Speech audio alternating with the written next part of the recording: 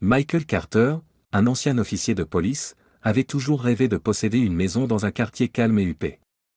Après des années de travail acharné, il a finalement trouvé la maison parfaite à Atlanta, avec une piscine bleue étincelante dans le jardin.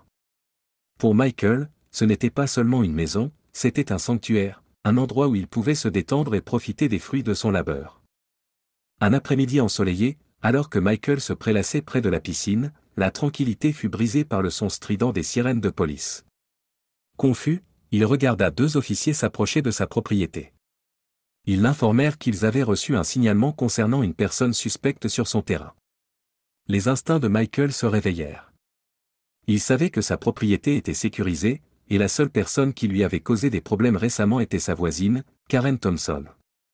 Karen avait la réputation dans le quartier d'être intrusive et autoritaire. Michael avait essayé de l'ignorer, mais ses intrusions constantes devenaient de plus en plus difficiles à supporter. Alors que les officiers partaient, Michael ne pouvait pas se débarrasser de l'impression que Karen était derrière ce faux signalement. Il était temps de régler ce problème de front. Les soupçons de Michael concernant Karen se confirmèrent lorsqu'il la vit l'observer depuis sa fenêtre peu de temps après son emménagement. Au début, il mit cela sur le compte d'une curiosité inoffensive, mais les choses s'aggravèrent rapidement.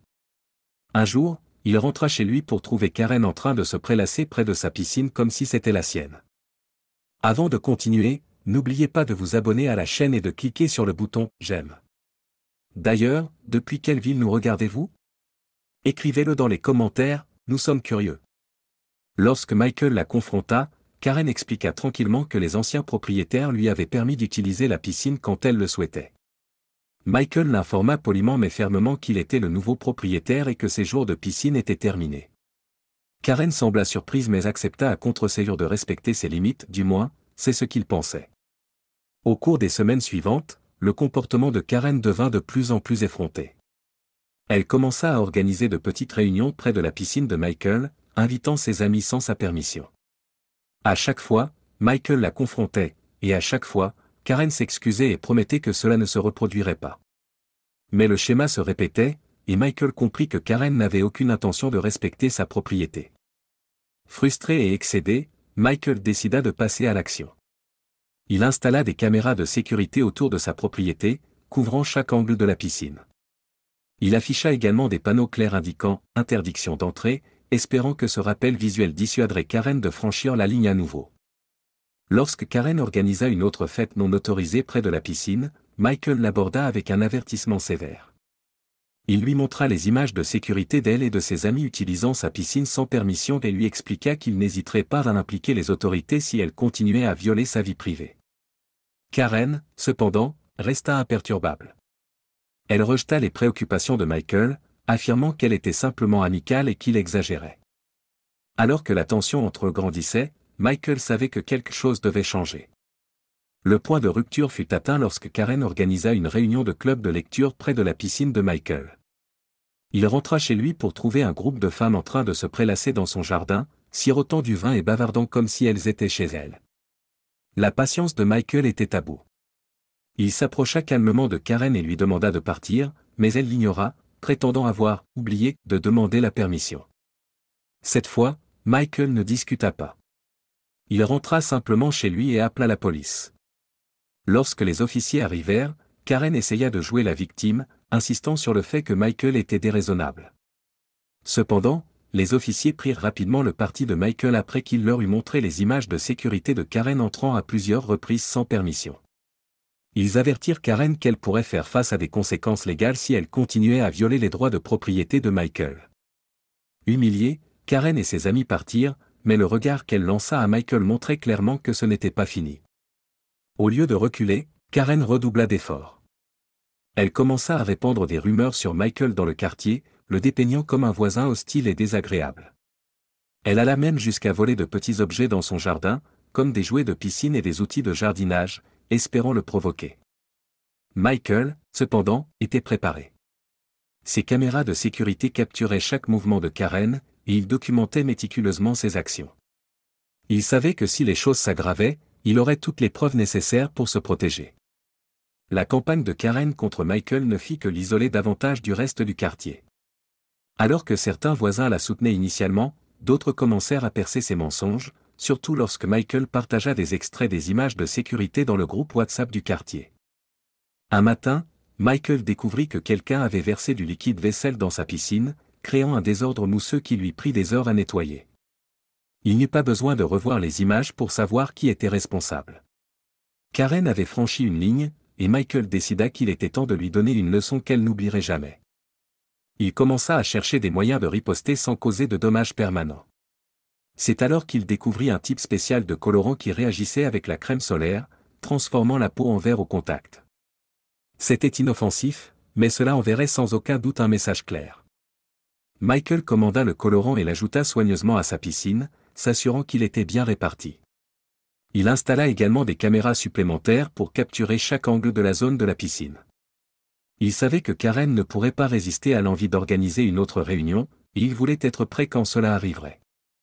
Effectivement, quelques jours plus tard, Karen et ses amis revinrent, armés de crème solaire et de cocktails.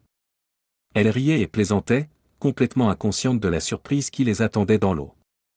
Michael regardait depuis sa fenêtre, un petit sourire aux lèvres, alors qu'il s'apprêtait à appuyer sur « Enregistrer » sur son système de sécurité. Le décor était planté, et Michael était prêt à laisser le karma faire le reste. Karen et ses amis arrivèrent près de la piscine de Michael, leur rire résonnant dans le jardin. Elles étalèrent leurs serviettes, appliquèrent de la crème solaire et commencèrent à tremper leurs pieds dans l'eau. Michael observait depuis sa fenêtre, ses caméras de sécurité capturant chaque instant. Alors que les femmes s'enfonçaient plus profondément dans la piscine, le colorant commença à réagir avec la crème solaire sur leur peau. Au début, elle ne remarqua rien d'inhabituel. Mais en quelques minutes, des traînées vertes apparurent sur leurs bras et leurs jambes. Les murmures de confusion se transformèrent en cris de panique lorsqu'elles réalisèrent que quelque chose n'allait vraiment pas. Karen fut la première à remarquer son reflet à la surface de l'eau. Son visage, ses bras et ses jambes prenaient une teinte verte vive. Elle hurla, sortant précipitamment de l'eau, tandis que ses amis l'imitaient, essayant frénétiquement de frotter la couleur sur leur peau. Michael, toujours à l'intérieur, ne put s'empêcher de rire. Son plan avait fonctionné à la perfection. Les femmes étaient horrifiées, et Karen était furieuse. Elle regarda autour d'elle, ses yeux se posant sur la caméra de sécurité avec sa lumière rouge clignotante. Réalisant qu'elle avait été filmée, elle partit en trombe, ses amis à sa suite, essayant encore de comprendre ce qui venait de se passer. Plus tard dans la soirée, Michael revit les images. La vue de Karen et de ses amis devenant verte était encore plus satisfaisante qu'il ne l'avait imaginé. Il décida de partager un court extrait sur les réseaux sociaux, sans s'attendre à ce que cela ait beaucoup d'impact. À sa grande surprise, la vidéo devint virale en une nuit. Les gens étaient captivés par cette scène étrange mais hilarante de femmes devenant vertes dans une piscine. Le clip fut partagé des milliers de fois, avec des commentaires allant du rire à l'indignation face à l'audace de Karen. Les chaînes de télévision locales reprirent l'histoire, et bientôt, le quartier de Michael fut sur toutes les lèvres.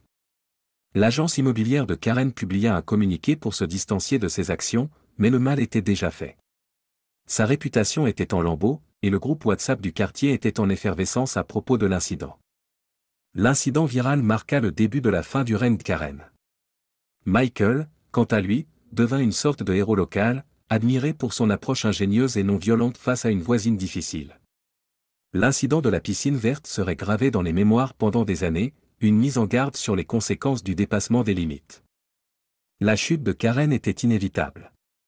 Le regard constant et les critiques rendirent la vie dans le quartier insupportable pour elle et son mari. Ils mirent leur maison en vente, mais la notoriété de l'incident de la piscine verte rendit difficile la recherche d'acheteurs. Les agents immobiliers durent expliquer la situation aux acheteurs potentiels, dont beaucoup hésitaient à s'installer dans un quartier à l'histoire aussi controversée. Finalement, Karen et son mari vendirent la maison à perte et déménagèrent.